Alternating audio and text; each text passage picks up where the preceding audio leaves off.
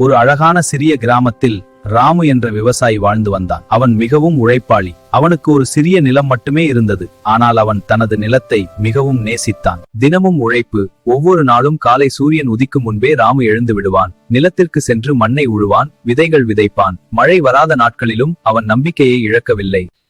இவ்வளவு சிறிய நிலத்தில் என்ன கிடைக்கும்? இது வீண் உழைப்பு.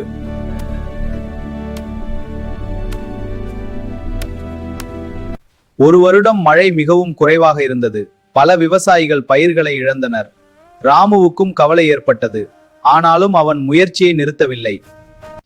தினமும் சிறிது சிறிதாக தண்ணீரை சேமித்து தனது பயிர்களுக்கு ஊட்டினான். மரங்களையும் செடிகளையும் பாதுகாத்தான். நாட்கள் கடந்தன. மற்ற நிலங்கள் வறண்டிருந்தாலும் ராமுவின் நிலம் மட்டும் பசுமையாக இருந்தது. அவன் நம்பிக்கை அவனை காப்பாற்றியது. பல மாதங்களுக்கு பிறகு என் நிலத்தில் நல்ல விளைச்சல் கிடைத்திருக்கிறது. பாருங்கள், அரிசி செடிகள் எவ்வளவு உயரமாக வளர்ந்ததா! இந்த அறுவடை மகிழ்ச்சி அளிக்கிறது. நன்றி, அனைவருக்கும் நன்றி. உன் உழைப்பு தான் உன்னை வெற்றி பெற வைத்தது.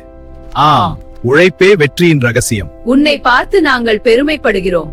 இந்த அறுவடையின் ஒரு பகுதியை ஏழை மக்களுக்கும் மற்ற விவசாயிகளுக்கும் பகிர்ந்து கொள்கிறேன். அனைவரும் இதை எடுத்துக் கொள்ளுங்கள். இது நமது சமூகத்திற்காக. ஒற்றுமையே நமது பலம். உண்மையான வெற்றி. ராமு பணம் மட்டுமல்ல, மக்களின் அன்பையும் மரியாதையையும் பெற்றான். அவன் தனது உழைப்பின் மூலம் வாழ்க்கையில் உண்மையான வெற்றியை அடைந்தான்.